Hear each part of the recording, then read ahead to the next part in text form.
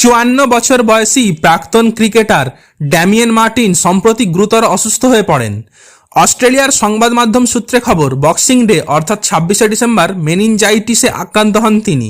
দ্রুত তাকে মেলবোর্নের একটি হাসপাতালে ভর্তি করা হয়। পরে জানা যায় তিনি কোমায় চলে গিয়েছেন। তবে নতুন বছরে একটা ভালো খবর, যেটার জন্য অপেক্ষা করছিলেন সারা বিশ্বের তামাম ক্রিকেট ফ্যান। ড্যামিয়েন মার্টিন কোমা থেকে জেগে উঠেছেন। একেই বোধহয় বলে মিরাকেল। গত 48 ঘন্টায় ড্যামিয়েন মার্টিনের অবস্থার অলৌকিক পরিবর্তন এসেছে। কোমা থেকে জেগে উঠেছেন তিনি, এখন পরিবারের সদস্যদের সঙ্গে কথাবার্তাও বলছেন। প্রাক্তন এই অজি তারকার প্রাক্তন সতীর্থ অ্যাডাম গিলক্রিস্ট বলেন, গত দুদিনে যা ঘটেছে তা এক কথায় অবিশ্বাস্য।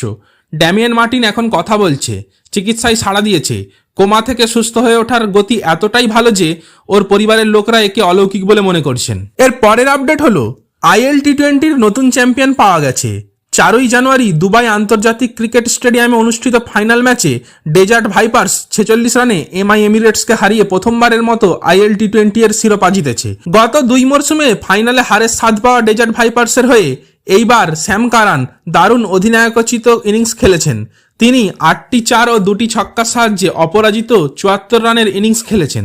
এটি IL T20-তে তার কেরিয়ারের সর্বোচ্চ ব্যক্তিগত স্কোরও। স্যাম কারান ফাইনালের প্লেয়ার অব দ্য ম্যাচ হয়েছেন, তার সাথে প্লেয়ার অব দ্য টুর্নামেন্ট অ্যাওয়ার্ডও পেয়েছেন। সুতরাং ডেজার্ট ভাইপার্সকে অনেক অনেক অভিনন্দন। পরের আপডেট হলো, ঘরোয়া ক্রিকেটে দারুণ ফর্মে, তা সত্ত্বেও জাতীয় দলে ব্রাত্য মোহাম্মদ শামি। নিউজিল্যান্ডের বিরুদ্ধে আসন্ন সিরিজে রাখা হয়নি তারকা পেসারকে। স্বাভাবিকভাবেই ঘোর অন্ধকারে শামির ভবিষ্যৎ। তবে ইরফান পাঠান মনে করেন এখনও বাংলার পেসারের জন্য জাতীয় দলে প্রত্যাবর্তনের দরজা বন্ধ হয়নি। শামির পাশে দাঁড়িয়ে তিনি বলেছেন, সম্প্রতি মোহাম্মদ শামির ভবিষ্যৎ নিয়ে অনেক চর্চা হচ্ছে। ও কিন্তু নতুন প্লেয়ার নয়, দেশের জার্সিতে 400-500 উইকেট নিয়েছে। তারপরও ফিটনেস নিয়ে প্রশ্ন তুলে তাকে বাদ দেওয়া হচ্ছে। এমনটা সবার সঙ্গেই হতে পারে। তুমি যতক্ষণ খেলবে নিজেকে প্রমাণ করে যেতে হবে। আমি মনে করি এখনও ওর জন্য জাতীয় দলে প্রত্যাবর্তনের দরজা খোলা রয়েছে। এছাড়াও নির্বাচকদের সমালোচনায় ইরফান পাঠান সংযোজন করেছেন, চোট সারিয়ে মাঠে ফেরার পর শামি ইতিমধ্যে 200 ওভারের বেশি বল করে ফেলেছে ঘরোয়া ক্রিকেটে। এতেই প্রমাণিত হয় ও কতটা ফিট।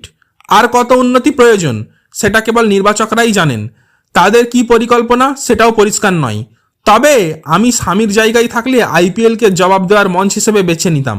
নতুন বলে এমন স্পেল করতাম যা সবার নজর কাড়ে। কোটিপতি লিগে ভালো পারফরমেন্সকে কেউ উপেক্ষা করতে পারবে না, কারণ পুরো বিশ্ব দেখে। শামি সুযোগটা কাজে লাগাবে বলেই আমার বিশ্বাস। সুতরাং এই ছিল আজকের আপডেট। আপনাদের কেমন লাগলো কমেন্ট করে জানাতে পারেন।